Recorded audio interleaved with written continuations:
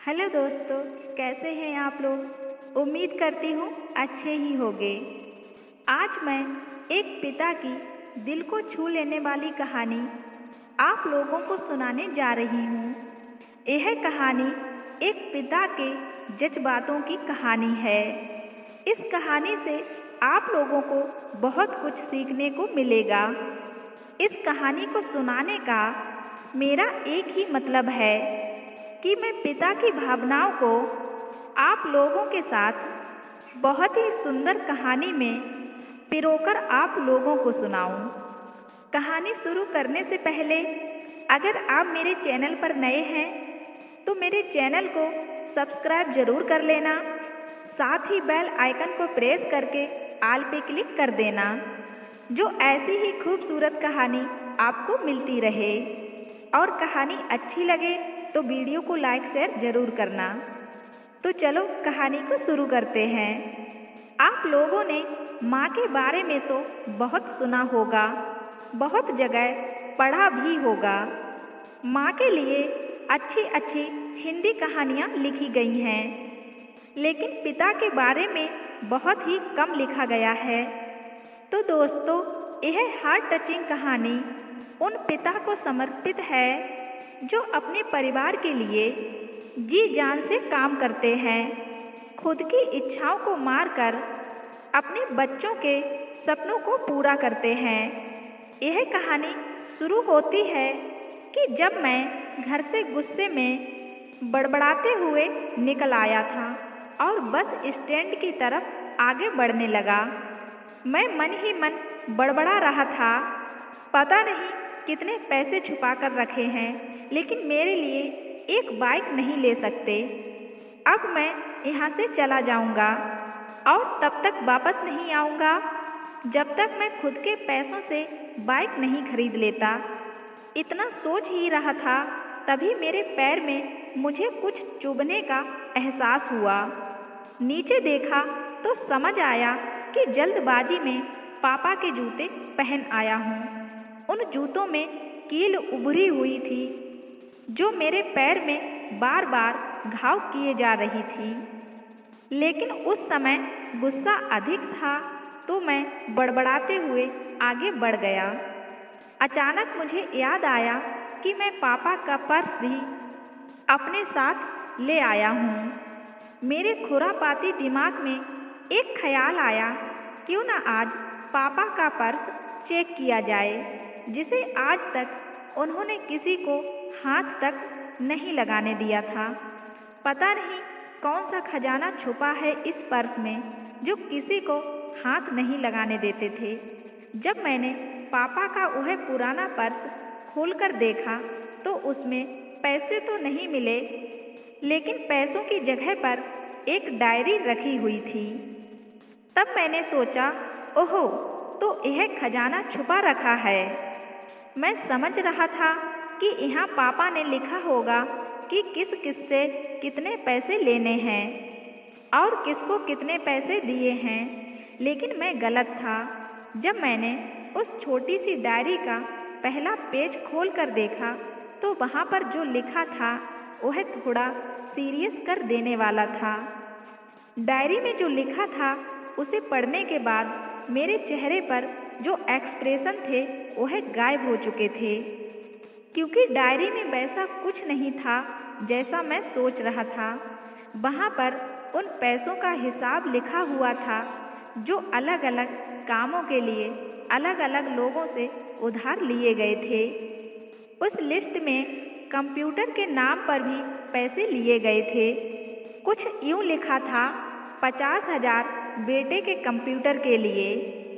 यह वही कंप्यूटर था जिसे मैं आज तक यूज कर रहा हूँ, लेकिन मुझे यह पता नहीं था उस कंप्यूटर को खरीदने के लिए पैसे कहाँ से आए थे, लेकिन आज पता चल रहा था। मुझे आज भी याद है जब मैंने पहली बार कैमरे के लिए जिद की थी, जो मेरे पापा ने मुझे 2 हफ्ते बाद मेरे बर्थडे पर लाकर दिया था, जिसे देखकर मैं बहुत खुश हुआ था। और मुझे खुश देखकर मुझसे कहीं ज़्यादा अगर कोई खुश था तो वह थे पापा। अब मेरे चेहरे से गुस्सा एकदम गायब हो चुका था। जब मैंने आगे का पन्ना पलटा तो वहाँ पर कुछ इच्छाएं लिखी हुई थी। पहली जो इच्छा थी उसमें जो लिखा हुआ था अच्छे जूते पहनना। यह बात मेरी कुछ समझ नहीं आई। तभी मेरा पाँव अचानक सड़क पर भरे हुए पानी पर जा पड़ा और तभी मेरे पाँव में कुछ गीलेपन होने का एहसास हुआ। जब मैंने जूता उतार कर देखा तो उसका तला टूटा हुआ था। यह देखकर मुझे डायरी में लिखी बात याद आ गई। तभी मुझे माँ पापा की कही बातें भी याद आ रही थीं कि कैसे माँ जब कहा करती थी पापा से, अब तो जूते पुराने हो गए हैं, नए ले लीजिए, तो पापा अक्सर यह कहकर टाल दिया करते थे, जूते अभी और चलेंगे, अभी कुछ दिन पहले तो ही लिए थे। मुझे आज समझ आ रहा था कि कितने दिन और चलेंगे। साथ ही साथ यह भी समझ आ रहा था कि पापा पर्स को क्यों छुपा कर रखते थे। तभी उस डायरी को पढ़ते हुए बस स्टैंड पर पड़ी बेंच पर आकर बैठ गया। अब उस डायरी का आखिरी पन्ना बचा हुआ था। उस पन्ने को जब मैंने पलट कर देखा तो वहाँ कल की डेट लिखी हुई थी। तारीख के नीचे लिखा हुआ था 50,000 रुपये बाइक के लिए। बस इतना पड़ा और दिमाग सन्न रह गया। अब मेरे मन में कोई शिकवा गिला नहीं बचा था। बस मेरी आंखों से आंसू चले जा रहे थे। मुझे आज तक नहीं पता तब मैं क्यों रोए जा रहा था। तभी मैं जल्दी से घर की तरफ भागा, लेकिन जूते की वह कील पाँव में अब तक घाव बनाने में कामयाब हो चुकी थी। मैंने जूतों को रास्ते में ही निकाल कर फेंक दिया और भागते लड़खड़ाते हुए घर जा पहुंचा, लेकिन पापा घर पर नहीं थे। मैं समझ गया कि वह कहाँ गए थे। मैं सीधा पास वाली बाइक एजेंसी की तरफ भागा। पता नहीं आज कहाँ से इतनी ताकत आ गई थी कि मैं भागते हुए थक नहीं रहा था, और वह भी बिना जूतों के नंगे पैर। जैसे तैसे मैं बाइक एजेंसी पर पहुंचा। पापा वहीं थे। मैंने पापा को दौड़कर गले लगा लिया और मेरी आंखों से आंसू रुकने का नाम ही नहीं ले रहे थे। पापा को समझ नहीं आ रहा था आखिर हो क्या रहा है, मैं क्यों रो रहा हूँ। मैंने पापा से कहा, पापा मुझे मोटरसाइकिल नहीं चाहिए, आप अपने लिए जूते ले लीजिए। अब आज से मैं जो भी करूँगा अपनी मेहनत से अपने बलबूते पर पढ़ लिख कर करूँगा। दोस्तों, दिल को छू लेने वाली बस इतनी सी एक पिता की भावनाओं की कहानी थी। मैं आज आपसे यही कहना चाहूँगी, ठीक ऐसे ही होते हैं हमारे पिता। हम अक्सर देखते हैं कि हम अपनी माँ से हर बात शेयर करते हैं और माँ भी इसके बदले में हमें बहुत प्यार देती है। लेकिन एक शख्स ऐसा भी होता है जो हमें छुपकर प्यार करता है, वह होते हैं हमारे पिता।